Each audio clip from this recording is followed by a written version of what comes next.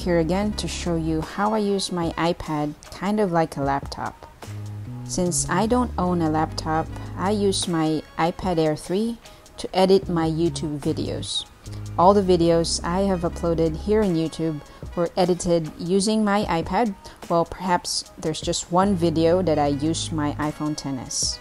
I use my iPhone XS to shoot all my videos, except for one video where I used this iPad Air 3 to shoot my iPhone and mouse video. Once I've shot all my videos, what I do is I airdrop this from my iPhone to my iPad, or sometimes I download it from my Google Photos since my iPhone is backed up there. But as all Apple users know, AirDrop is one of the best features everyone loves just because it's easy and fast to transfer files. In editing my videos, I use iMovie only. As a beginner like me, this is a very simple app ready to be used in any of your Apple devices, and it's free. With the iPad's big and clear screen, I can expand it to precisely cut and trim the videos. And using the Apple Pencil with iMovie, at least for me, it makes it easier to edit the videos.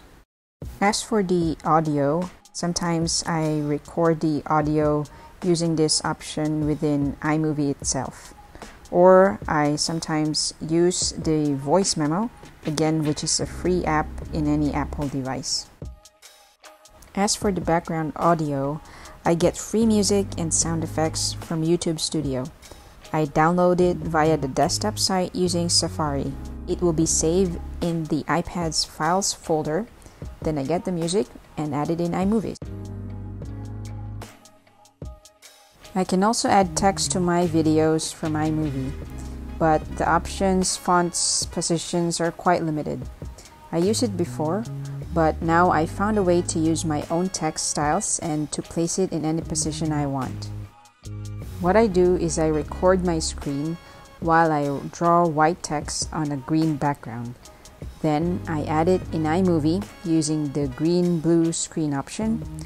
I adjust it to hide the green color, and voila! I have my own font plus text animation. After I edit my video in iMovie, I upload it as unlisted in YouTube. Then, using Safari, I go to the desktop site of YouTube Studio. From here, I can add my custom thumbnail, and if I want to blur out something, I can use the custom blur option. I admit it's not that easy to use, but I try to make it easier to point the blur by using the Apple Pencil. Though I might say doing this on a laptop will be easier, but just showing you here that you can do what you can do on a laptop on an iPad. So that's it. Thanks for watching.